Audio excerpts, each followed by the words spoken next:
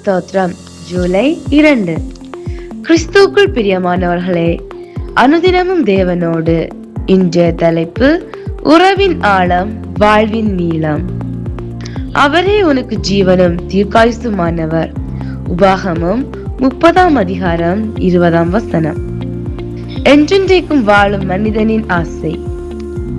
நாளைக்கு என் வாழ்க்கை முடிய போகிறது என்று சொன்னால் 90 வயது நிரம்பிய ஒரு முதியவரால் கூட அதை மனதார ஏற்றுக்கொள்ள முடியவில்லை. ஆம், மனிதனின் அடிப்படை ஆசை என்றென்றைக்கும் வாழ வேண்டும் என்பதுதான். மண்ணின் வாழ்க்கை எவ்வளவுதான் கசந்தாலும் இன்னும் வாழ வேண்டும் என்ற ஆசை மனிதனுக்கு கசங்கி போகவே இல்லை. இந்த ஆசைக்கு மருத்துவமனையில் நீண்ட வரிசையில் நிற்பதோ அல்லது கணக்கு வழக்கில் அடங்காத பணம் செலவழிப்பதோ தீர்வாகாது. இதற்கு ஒரு ரகசிய வழிமுறை இருக்கிறது. அதுதான் இன்றைய வசனத்தின் முழுமையான வடிவம். நித்திய ஜீவனுக்கான எளிய நிபந்தனை.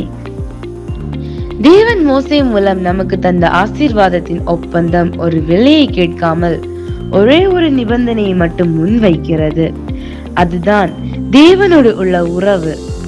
இந்த உறவின் அடிப்படையில் தான் நித்திய ஜீவனுக்கான 3 எளிய படிகள் உள்ளன. 1.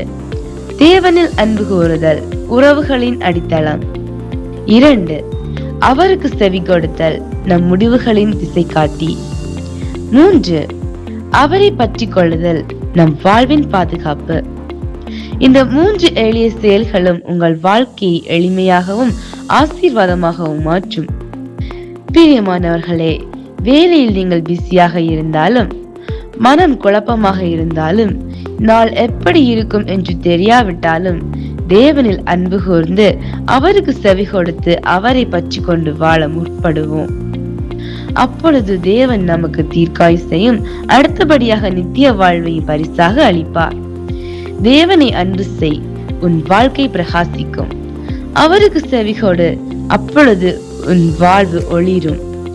அவரை பற்றிக்கொள், அதுவே சரியான நித்திய கால வாழ்வு. ஆமென்.